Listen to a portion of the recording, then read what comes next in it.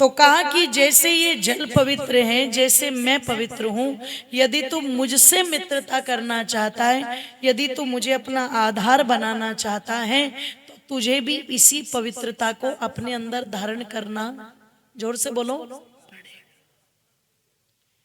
इसका मतलब जो व्यक्ति जितनी जितनी शुद्धि का ध्यान रखता है, बाह्य शुद्धि का तो आजकल सब ध्यान रखते हैं, प्रतिदिन नहाना, साफ सफाई रखना, अच्छे धुले वस्त्र पहनना, नहीं तो पता लगा कहीं कहीं तो आजकल भी बोले जी बस जुम्मे के जुम्मे ही नहाएंगे। निवेदन आप लोगों के मध्य में कर दूं, ये है बाह्य शुद्धि। बाह्य शुद्धि भी होनी चाहिए, लेकिन आंतरिक शुद्धि भी होनी, जोर से बोलो, तभी तो पवित्रता आएगी, तभी तो शुद्धता आएगी। अगर माताएं प्रतिदिन घर में झाड़ू ना लगाएं, प्रतिदिन माताएं घर में पोछा ना लगाए, तो घर स्वच्छ रह जाएगा क्या? नहीं। गंदगी को लाने के लिए आपको कोई प्रार्थना नहीं करनी पड़ती, कोई मेहनत नहीं करनी पड़ती, लेकिन साफ सफाई करने के लिए बहुत मेहनत करनी पड़ती है। इस गमले के अंदर ये जो गुलाब का और तुलसी का पेड़ लगा हुआ है ना, मुनि जी ने तुलसी भी और कड़ी पत्ता भी एक ही जगह लगवा दिया, दुगना दुगना लाभ ले रहे हैं एक ही गमले से। तो ये पेड़ तो आपको ला करके नर्सरी से लगाने पड़े होंगे, लेकिन इनके बीच में जो घास उगी हुई है, ये भी लानी पड़ी क्या? ये अपने आप उग गई, अपने आप। और इन पेड़ पौधों को तो ध्यान रखा जाए, संरक्षण रखा जाए, ये तो तब बढ़ते हैं, पर इस घास फूस का ध्यान रखने की कोई जरूरत, ये अपने आप बढ़ती है। ऐसे यदि हम आंतरिक शुद्धि ना करें, अंदर की सफाई ना करें, तो गंदगी तो अपने आप घास फूस की तरह बढ़ती चली जाएगी। पर यदि उस गंदगी को दूर करना है तो साफ सफाई प्रतिदिन करनी, जोर से बोलो, प्रतिदिन करनी पड़ेगी। परमात्मा कहते अगर मुझसे जुड़ना है तो फिर अपनी शुद्धि कर, अपने आप को पवित्र बना, बाहर से भी अपने आप को शुद्ध रख और अंदर से भी अपने आप को शुद्ध रख। बाहर से भी अपने आप को पवित्र रख और अंदर से भी अपने आप को पवित्र रख। और अंदर से पवित्र रखने के लिए जैसे माताओं घर में झाड़ू लगाना जरूरी है, ऐसे अंदर भी झाड़ू लगाना, जोर से बोलो। आज तो मकान पक्के हो गए, मार्बल हो गए, माताएं सारा काम निपटा के और सबसे बाद में तब झाड़ू पोछा करती है। पर जितने पुराने लोग बैठे और पुरानी माताएं बैठी, उनसे पूछ लेना, सुबह उठते के साथ में सबसे पहला काम क्या होता था माताओं का? घर में झाड़ू लगाने का। एक झाड़ू तो सुबह लगाती थी, कच्चे मकान होते थे, और एक झाड़ू जब तक सूरज न छिप जाए शाम के समय, उससे पहले लगाती थी, यानी कि 2 बेलाओं में लगाती थी। तो आध्यात्मिक आंगन में भी जो झाड़ू लगाई जाती है वो कितनी बेलाओं में लगती है? 2 बेलाओं में। सुबह भी आंख बंद करके बैठो और परमात्मा से प्रार्थना करूं कि प्रभु आज जो दिन की शुरुआत में कर रहा, मेरे अंदर कोई भी वैचारिक गंदगी ना पनपे, मेरी आंखों में संभाव हो, मैं सबको समान दृष्टि से देखूं, मैं अपने कानों से भद्र बातों को सुनूं और मैं अपनी वाणी से अच्छी ही चर्चा करूं। दिन भर में कोई पाप मुझसे ना हो, कोई गलती मुझसे ना हो, कोई अपराध मुझसे ना हो, किसी दुर्गुण और दुर्व्यसन में मैं न पड़ जाऊं। प्रतिदिन जो अपने लिए प्रार्थना करके घर से निकलता है, तो वो क्या कर गया? उसने झाड़ू लगा ली, और जब झाड़ू लगा करके बाहर निकला तो दिन भर कहीं ना कहीं वो प्रभाव रहेगा, वो तरंगे रहेगी। और सीधी सी बात है, उन तरंगों का प्रभाव एक समय तक रहेगा। शाम आते आते जब इतने लोगों के संपर्क में आ रहा है, तो किसी से कैसी वाइब्रेशंस मिल रही है, किसी से कैसी वाइब्रेशंस मिल रही है। तो बोले फिर घर में आते ही क्या करते? घर में आते ही या तो हाथ पैर धुले या स्नान आदि किया और फिर बैठ गए और फिर बैठ करके चिंतन और मंथन किया कि आज दिन भर में क्या मैंने अच्छा किया, क्या मैंने बुरा किया, कौन सा कार्य था जो मुझे बुराई की तरफ लेकर के जा रहा था। शाम को फिर चिंतन करो और पता लगा कि यदि कोई संस्कार गलत पनप भी रहा है तो फिर परमात्मा से प्रार्थना करना, प्रभु अगर ये गलत विचार मेरे मन में बार बार आ रहा है तो जरा मेरी सहायता करो, इस गलत विचार को मुझसे दूर करो। विश्वानि देव सवितर दुरितानि परासु, इससे दूर करो मुझे। सुबह की झाड़ू लगी हुई शाम तक काम आई और शाम की झाड़ू लगी हुई अगले दिन, जोर से बोलो, ये क्रम बना दिया ऋषि।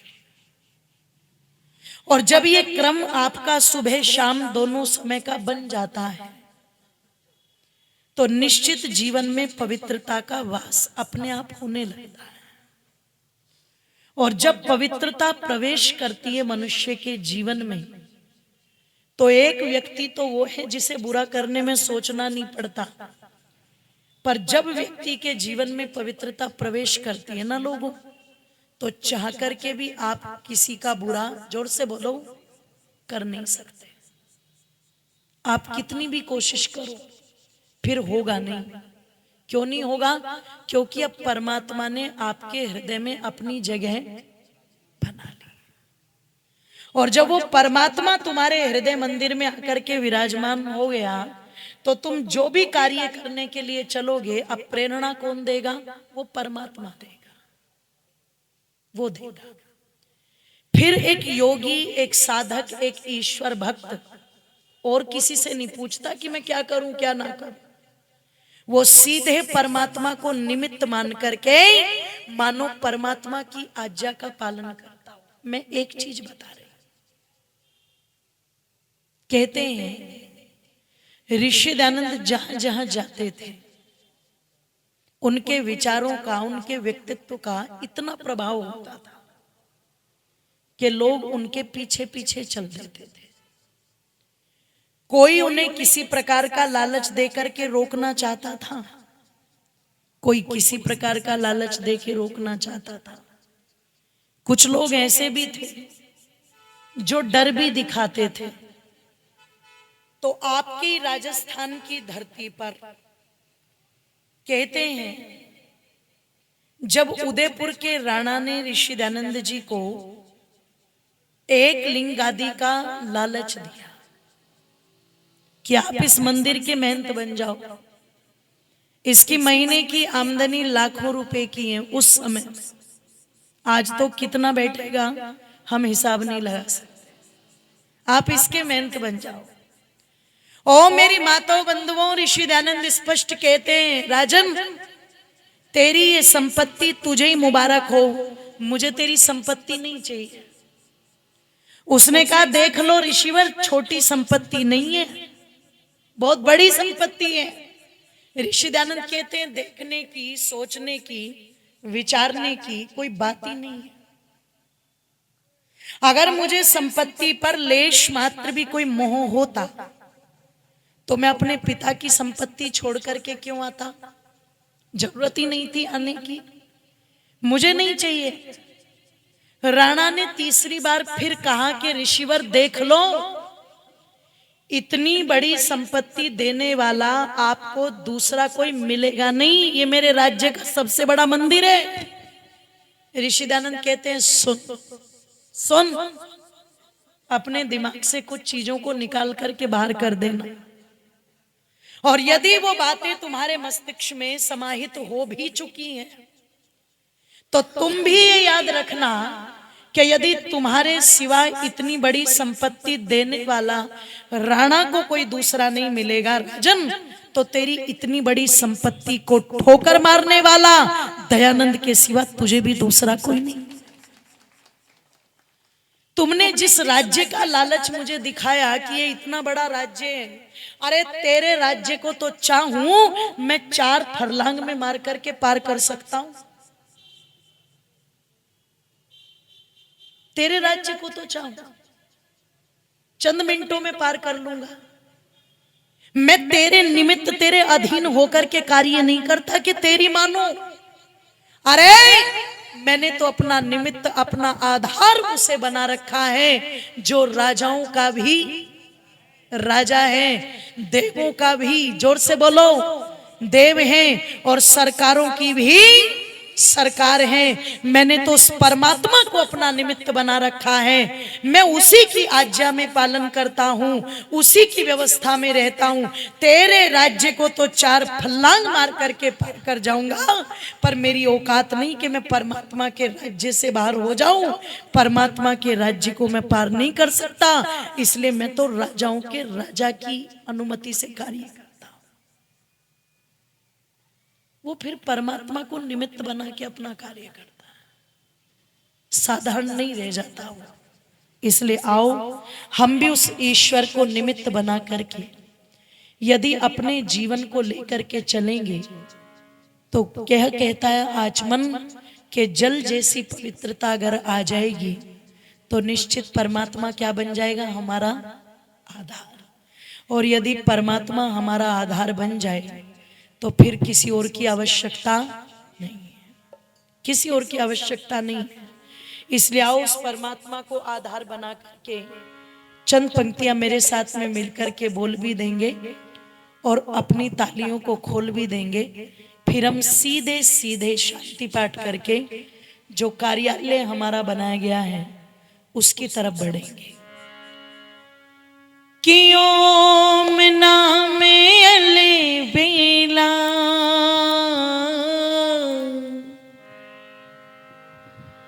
जपो रे मन बावरिया, कि ओम नाम अले बेला जपो रे मन बावरिया, ओम नाम अले बेला जपो मन बावरिया, सुंदर सुखद सहेला जपो मन बावरिया, सुंदर सुखद सहेला जपो रे मन बावरिया, ओम नाम अले बेला जपो रे मन बावरिया, ओम नाम अलबेला जपो मन बावरिया।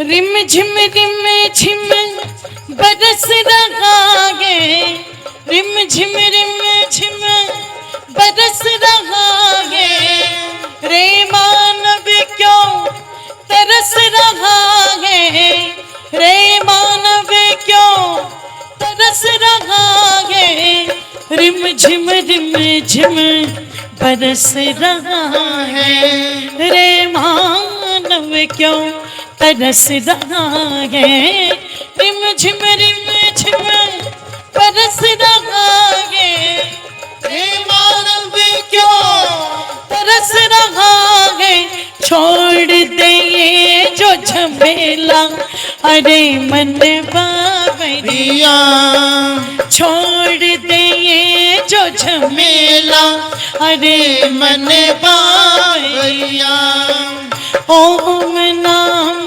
अलबेला जपो रे मन बावरिया, ओम नाम अलबेला जपो मन बावरिया, ओम नाम अलबेला जपो मन बावरिया।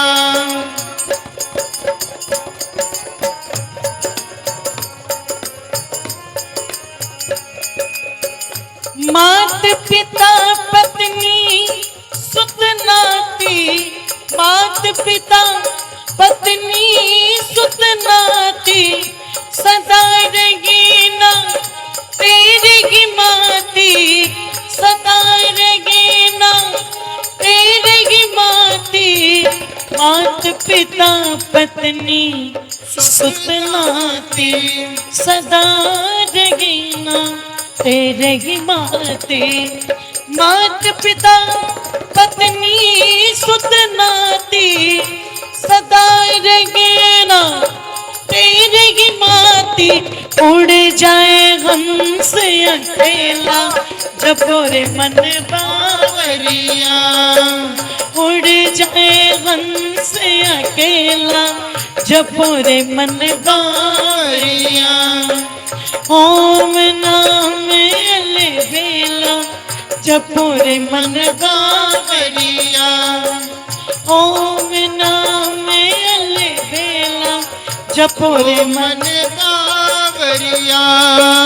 ओम नाम अलबेला जपो मन बावरिया। ओम नाम अलबेला जपो मन बावरिया।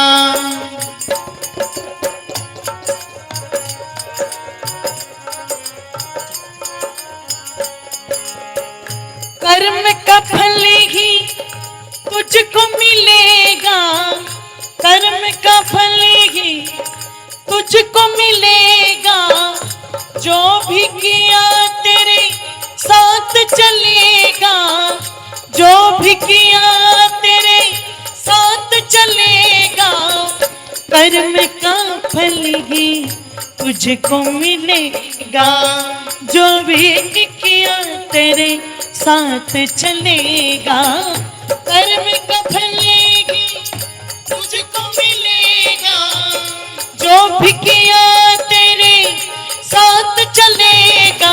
संग चलेगा ना भेला अरे मन बावरिया।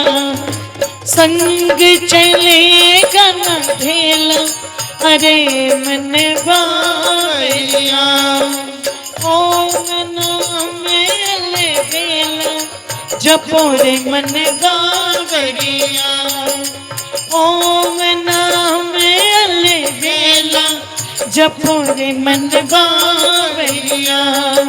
सुंदर सुखद सगेला जपोरे मन बावरिया। सुंदर सुखद सगेला जपोरे मन बावरिया।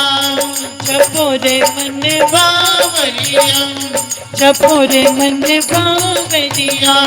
जपोरे मन बावरिया। जपोरे मन बावरिया। जपोरे मन बावरिया। जपोरे मन बावरिया। जपोरे मन बावरिया। जपोरे मन बावरिया।